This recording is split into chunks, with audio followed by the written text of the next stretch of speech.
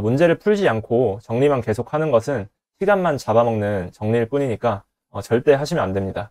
실제로 문제를 안 풀었는데 어떤 강의만 듣고 어떤 내용만 계속 적어 나간다. 새로운 내용이더라도 깔끔하게 정리하기 위해서 정리를 위한 정리를 한다. 이것은 절대 하시면 안 됩니다.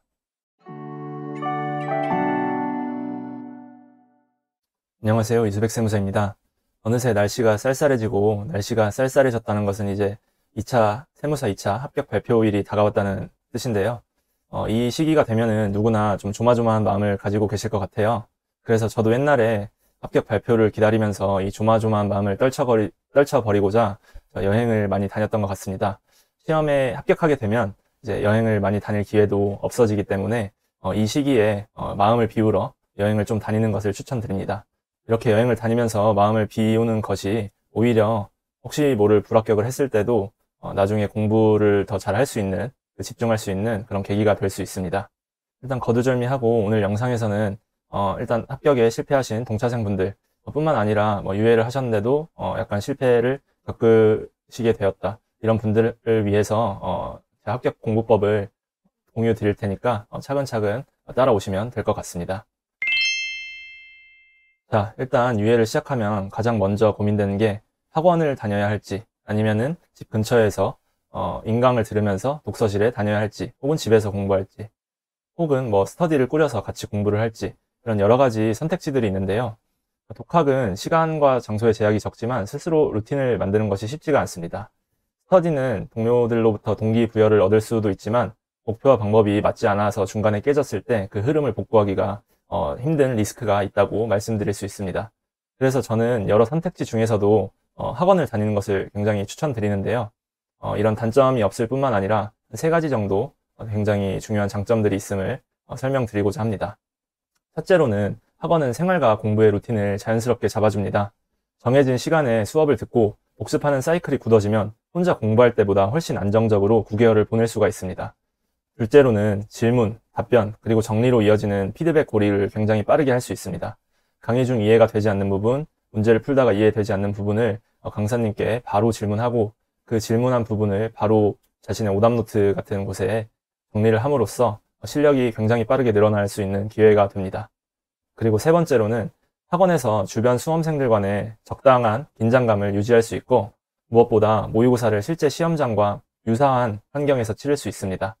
이 부분이 굉장히 큰 기회가 되는데 실제 시험장에서 긴장하지 않을 수 있도록 그 2, 3순환의 모의고사를 굉장히 많이 쳐보는 것이 실제로 정말로 중요합니다. 그래서 저는 이 3가지 이유 때문에 설령 지방에 계신 분들이라도 한 12월부터 8월까지 9개월 정도는 고시원이나 원룸을 구해서 학원 순환 과정을 들으시는 것을 권해드립니다. 이번 유예로 확실히 이 세무사 공부를 끝내버리겠다는 마음으로 압축적으로 공부해야 붙을 수 있습니다. 물론 제가 말씀드린 이 학원 학습에 장점이 많긴 하지만 개인별로 학습 스타일이 다르기 때문에 예외도 있습니다.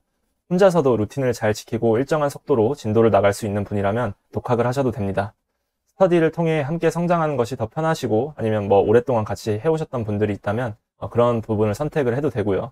중요한 거는 자신에 맞는 방법을 선택한 뒤 이제 회계학과 세법학 굉장히 방대하고 어려운 부분들을 꼼꼼하고 치밀하게 준비를 해나가는 과정이 중요하다고 말씀드립니다. 그럼 첫 번째로는 회계학 일부 공부법에 대해서 말씀을 드리도록 하겠습니다. 참고로 이 모든 제 공부법들은 제 블로그에도 올라가 있으니 유튜브 내용에 들어가면 링크를 통해서 관심이 있으신 분들은 한번 보시면 될 듯 합니다. 일단 가장 먼저 명언을 하나 던져놓고 시작을 해보겠습니다. 항상 한 가지에만 집중하기보다 여러 가지의 균형을 두는 것이 지속적이고 효과적인 성장을 이루는 길이다. 톰 레슬로라는 분이 말씀해 주신 건데 이 문장은 이제 유예 1순환 공부법을 전반적으로 설명하는데 아주 적절한 문구라서 제가 가져와 봤습니다. 동차에서 유예로 넘어온 수험생들은 각기 사정이 다릅니다. 동차를 짧게 준비했을 수도 있고 아니면 이미 연습서까지 1회 독을 하셨을 수도 있죠. 수준 차이가 있는데 1순환의 목표는 결국 모두 동일합니다. 각 과목에 탄탄한 기반을 마련을 해서 2, 3순환에 모의고사를 잘 볼 수 있게 그리고 마지막 마무리까지 잘 할 수 있도록 발판을 만드는 것이죠. 이제 회계학 1부는 재무회계와 원가회계를 포함하고 있는데요. 전통적으로 학습법에는 큰 차이가 없는 과목입니다. 하지만 1순환에서는 꼭 지켜주셔야 될 원칙이 있습니다. 가장 중요한 원칙은 당일 강의 분량은 당일에 복습한다. 물론 학원을 전제로 할 수도 있고 인강을 들으시는 분들도 다 해당이 되는 말이겠습니다.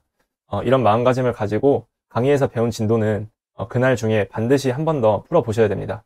이거 늦춰지면은 한도 끝도 없고 이거 문제 안 풀어보면은 그날 들은 강의 하나도 소용없습니다. 만약 시간이 안 된다고 어렵다고 한다면은 그 강의를 들은 주말까지라도 반드시 해결을 해야 됩니다. 이 루틴이 깨지면은 진도가 엉켜버리고 다시 따라잡는데 훨씬 더 많은 시간이 필요합니다. 그래서 1순환에서 많이 묻는 질문 중에 하나가 이제 단권화인데요. 단권화는 아시다시피 자료를 한 권으로 압축해서 핵심만 남기는 것입니다. 회계학 1부에서 단권화를 할 수 있는 방법은 3가지 정도로 뽑을 수 있는데요. 저는 이제 이 3가지 중에 한 가지를 추천을 드릴 겁니다. 우선 강사님의 요약서에 단권화를 하는 그 방식이 있겠죠. 대부분의 강사님들이 서머리용 노트가 있습니다. 이 요약서에 그 여백에다 아니면은 그 줄 긋는다든지 그래서 자신의 메모와 색표시를 더해서 내 책으로 만들어가는 방법이 있습니다. 그리고 두 번째로는 자신만의 요약 노트에 단권화를 하는 방법입니다. 강의에서 중요한 부분을 별도의 노트에 정리해서 단권화하는 방법입니다. 1차 또는 동차 준비 때부터 요약 노트를 사용하셨던 분들이 하시면 좋습니다. 그리고 마지막으로는 요새 아이패드 같은 거 많이 쓰시잖아요. 그래서 타이핑으로 디지털 기기에 단권화하는 방법입니다. 하지만 이 방법은 먼저 말씀을 드리려고 하는데 회계학 1, 2부에는 잘 맞지 않습니다. 왜냐하면 회계학 1, 2부에는 그림과 수식 그리고 도식으로 설명해야 될 내용들이 많기 때문에 타이핑만으로는 한계가 있거든요. 그래서 이미 아이패드와 애플 펜슬로 필기를 해왔던 분, 아이패드의 타이핑이 아니라 애플 펜슬로 필기하는 거는 일반 필기와 동일하죠. 그런 분들을 제외하고는 추천하지는 않습니다. 자, 어쨌든 이 3가지 방법 중 어떤 방법을 쓰더라도 단권화를 지나치게 새롭게 시작할 필요는 없습니다. 그리고 그럴 시간도 없고요. 유예 1순환이 시작될 때 이미 1차나 동차 때 작성한 자신만의 요약 노트가 있다면 그것을 계속 사용하고 마음에 들지 않는 부분은 종이를 덧대 붙이거나 포스트잇으로 추가하세요. 새로운 노트를 쓰느라 시간과 에너지를 빼앗기지 않는 것이 제일 중요합니다. 8개월 동안 연습서 문제와 모의고사, 세법합 정리도 해야 되기 때문에 진짜 이 방대한 분량을 하기가 정말 어렵고 그래서 이 자신의 노트를 꼼꼼히 엄청 이쁘게 순서대로 정리하는 것은 중요한 부분이 아닙니다. 그래서 제가 추천드리는 단권화의 요령은 처음부터 완벽하게 만들려고 하지 않는 것입니다.